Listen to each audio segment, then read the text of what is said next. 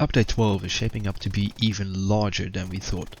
In the previous video I made, we looked at the new Remagen map as well as the night mode coming to several maps like Foy, Purple Heart Lane, Hurtgen, Kursk and the aforementioned Remagen. We also knew that the Sparta role would be getting a flare gun, which basically works as a recon flight, lighting up enemies on the map within a 50-meter radius. Now there are many more changes discussed in that previous video, so I'll make sure to leave a link in the description below as well as at the end of this video.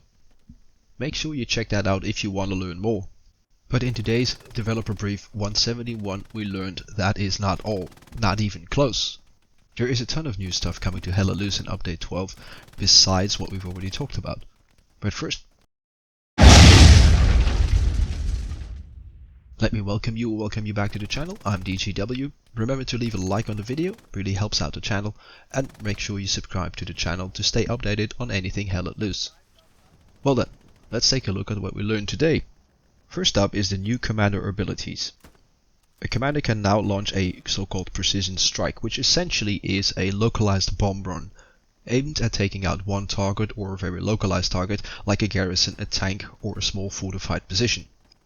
The most scary one is gonna be the German Stuka bomber, with its raid siren going off as it comes in to drop a single large bomb.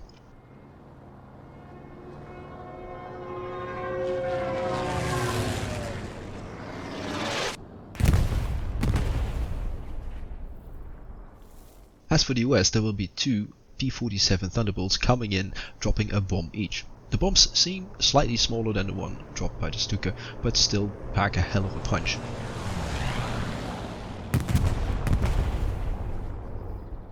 As for the Soviet, it looks like three, and I hope I get this right, Illusion IL-2s coming in and one veering off towards the target designated by the commander. It then launches several missiles which seem to cover a larger area than for the other faction's precision strikes. However, when it comes to the actual damages of each of these precision strikes, we have no idea yet. So how all of this is gonna work out remains to be seen. The second added commander ability is the so-called ammo drop, which drops a crate of ammo, much like a supply drop, in a designated area. These ammo drops can be used to resupply any form of ammunition, meaning bullets, ordnances as well as medical supplies. As it is currently set up, it can be used to resupply 12 soldiers, after which it is useless. I assume when it comes to destroying such an ammo drop, it works practically the same as a supply drop. In the clip that the developers have shown us, I also noticed that this loadout seems a bit odd. I'm not sure if this is just for developers or if this is a sign of things to come. For each faction, the strafing run will also be improved, but in all honesty, except for some cosmetic changes, I do not really see a difference. Furthermore, we will see improvements coming to both Kursk as well as the Omaha map.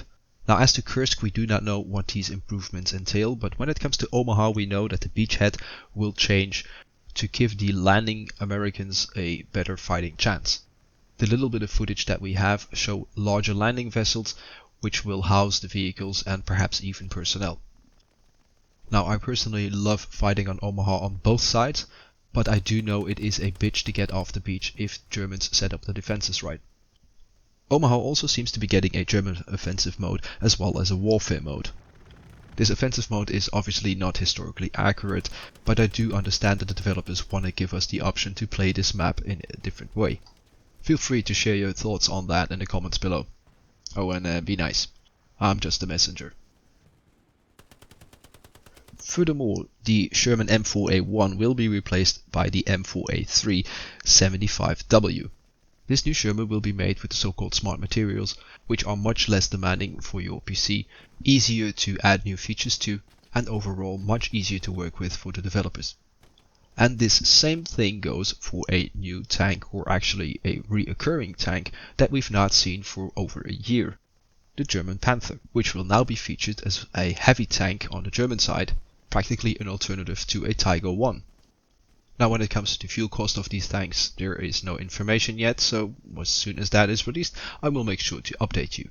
And along with that, we've also seen a new paint job for the Tiger 1, which seems to be set in the Remagen scenery, so if this is specific to that map or will be featured on other maps remains to be seen.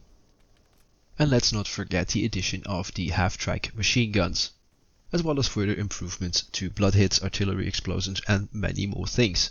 All in all, I think we can say that update 12 is shaping up to be a huge update, adding a lot of fun stuff and making the game much better than it already is. And that is only what we learned in today's developer brief. As we learned in a previous one, update 12 was already adding new maps, new game modes, new weapons, night mode to several maps, and many other things, as I've discussed in a previous video, which is going to be linked in the description below as well as at the end of this video. Make sure you check that out. And remember to let me know down in the comments what you think about the foresight of update 12 for Hell Let Loose and of the game in general. Only thing that remains is to thank you for watching. Make sure you leave a like on the video and subscribe to the channel to stay updated on anything Hell Let Loose. And with that, I'll see you in the next one.